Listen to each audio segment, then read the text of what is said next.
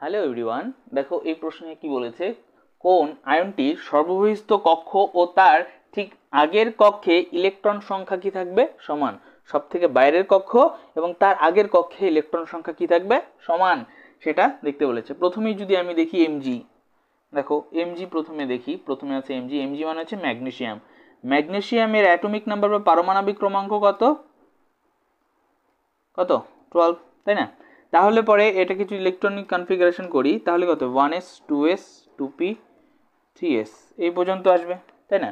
এখানে দুটা, এখানে দুটা, এখানে ছটা, এখানে দুটা, তাই না? দেখো 12 হয়ে গেল না? ওকে, এবার আমাদের এখানে হচ্ছে mg2+, তাই না? mg2+, তার মানে কি আমাদের এইখান থেকে সর্ববহিস্থ কক্ষপথ থেকে একটা ইলেকট্রনকে সরাতে হবে।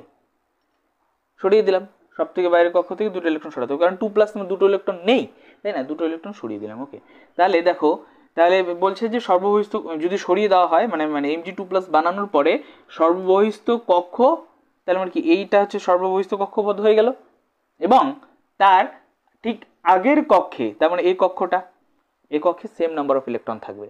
এখানে এই কক্ষটার মধ্যে টোটাল ইলেকট্রন কটা? 6 আর 2 যোগ করলে কত হলো? 8। এখানে কতটা? দুটা, তাই না?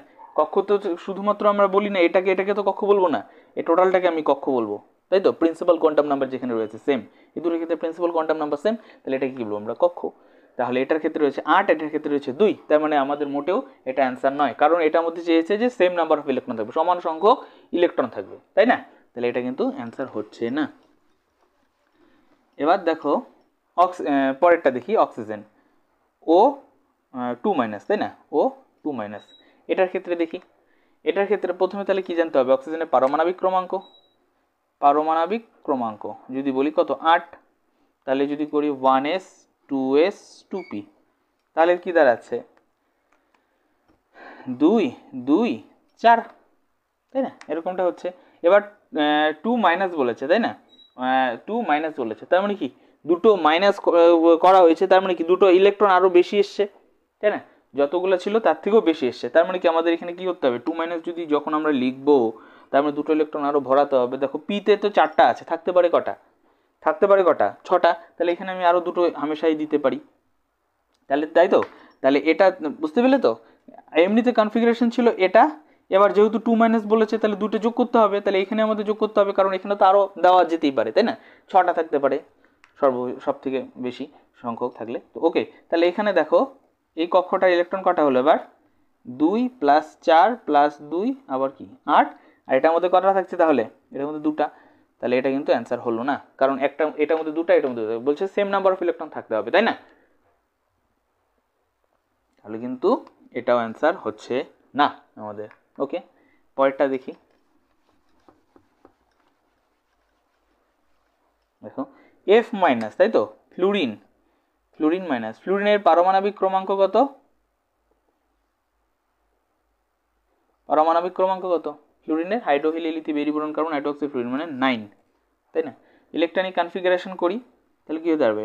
1s 2s 2p 3s এ পর্যন্ত দিলাম আপাতত। দেখো তাহলে এখানে থাকছে দুটা, এখানে থাকছে দুটা, তাহলে 4 হয়ে গেল, আর থাকছে 5, এখানে দেওয়া যায় 5টা, তাই না? 5টা, তাহলে তো 9টা হয়ে গেল। এবার ফ্লুরিন মাইনাস বলেছে, F- বলেছে। মাইনাস মানে কি একটা ইলেকট্রন এক্সট্রা, আরো বেশি, তার মানে দেখো পিতে 6টা থাকতে পারে, আছে এখানে দেওয়া 5টা, তাহলে আরেকটা এক্সট্রা দিতে পারি না? দিয়ে দিতে পারি। তাহলে এখানে দেখো সব থেকে কটা ইলেকট্রন হলো? এটা বাইরের কক্ষ, সব থেকে বাইরের কক্ষ, কটা ইলেকট্রন হলো? 2 + 5 + 1, মানে 8টা। এখানে রয়েছে কটা?